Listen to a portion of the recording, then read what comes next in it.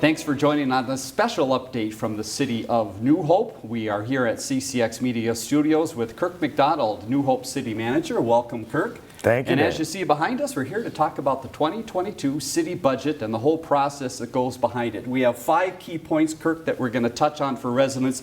Let's begin with the process and some of the overall numbers. How does this budget process work, and what are the main numbers that you've come up to this year? Well, as a city staff, we start working on the budget in April, starting to put together our preliminary ideas for the next year. We present some of the general goals to the council actually in June. Then we work all summer crunching the numbers.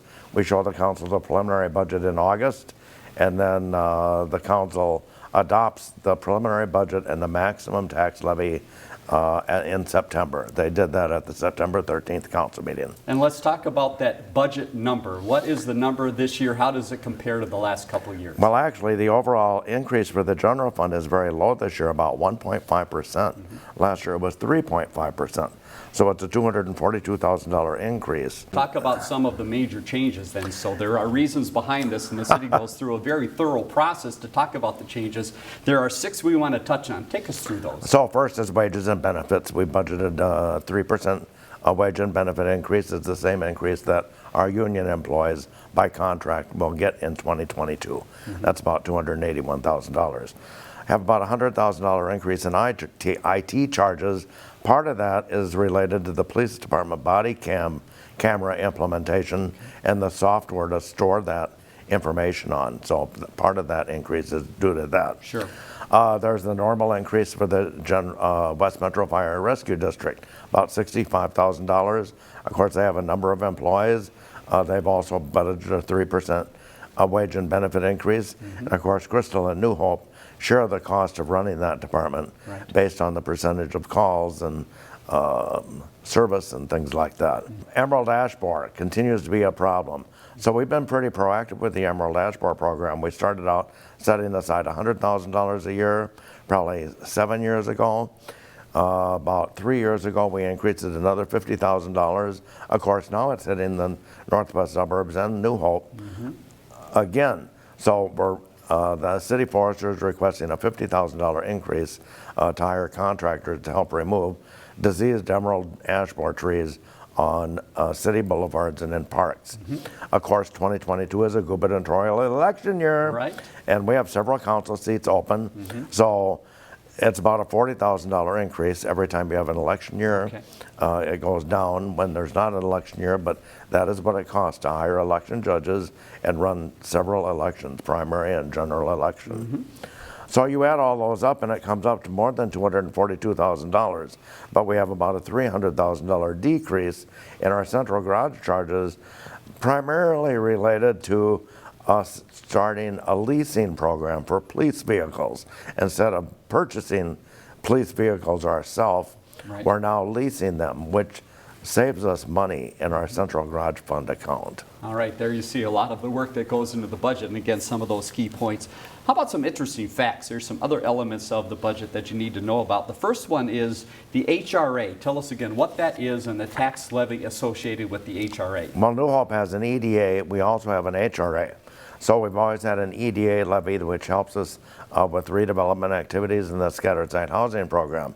But the scattered site housing program is getting more expensive because even small dilapidated houses are expensive to buy, $170,000 to $200,000, where the city has been pretty proactive about going in and buying those properties, tearing them down, selling a lot to the developer for a fair cost, and then having the developer build a new home that might be worth $400,000 or $450,000, which greatly increases the tax base of the city, and it stabilizes the whole neighborhood if you have a deteriorating house in one neighborhood. In fact, it encourages other property owners to improve their properties. So while we could have always had an HRA levy, we have never implemented it. So other cities around us have, Brooklyn Park, Brooklyn Center, Golden Valley. So this year we're implementing an HRA levy to help us with our scattered site housing program. So that's one difference in the budget this year. All right, another fact is the value of homes. You mentioned that a little bit just a second ago. Tell us what you've seen in New Hope related to We've values. had a good steady increase in property values over the last 5 years. So again, from 21 to 22, Hennepin County is projecting a 7% increase in property values. So that's good for homeowners. I like to see my property value increase.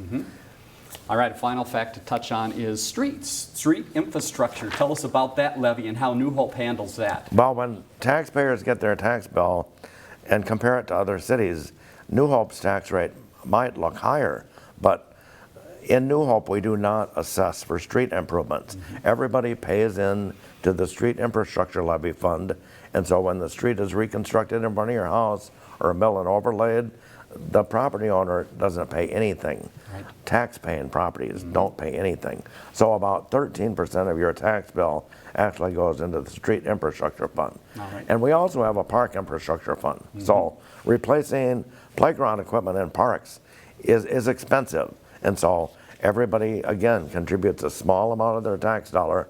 It goes in the park infrastructure fund.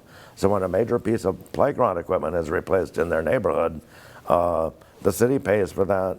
Residents do not pay any extra for that. All right, some interesting facts in the New Hope City budget process. Speaking of that process, what are the final steps now? You're near the finish line. Take us through what's going to happen next. We're not there yet. Well, we started in September, and the department heads all meet with the city council and review their individual department budgets. So the council understands what are the increases and the decreases in each budget. In October, we go through all the utility and enterprise fund budgets and talk about 22 rates. So water, sewer, stormwater, street lights, ice arena, and golf course funds. Sure. See how their operations are going. By the way, golf has been great over the last couple of years. Yes. We review all those funds and we talk about rates. We also have Tim Pratt, our HRG recycling coordinator from Brooklyn Park, come in and talk about recycling rates. So actually we're going to be proposing an increase in recycling rates this year because the cost of the bulky curbside cleanup has gone up dramatically.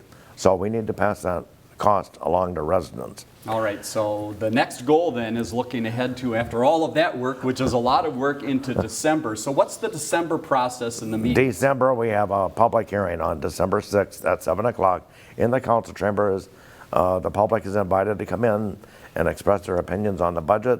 That date and time is included in their tax notice. Wonderful. That they receive from Hennepin County. And then we present the final budget to the council on December 13th, along with any fee increases or rate increases, and hopefully the council adopts the budget. All right, and that entire preliminary budget can be found on the city's website, newhopemn.gov/finance. And as you see on the screen, some different ways to contact the city. If you have any questions, Kirk and the staff always willing to answer those. Kirk, thank you very much for the lesson on the budget process. We appreciate all of the hard work for the city. Good luck with the rest of the process. Thank you. Learn more about The Connection at ccxmedia.org and follow us on social media.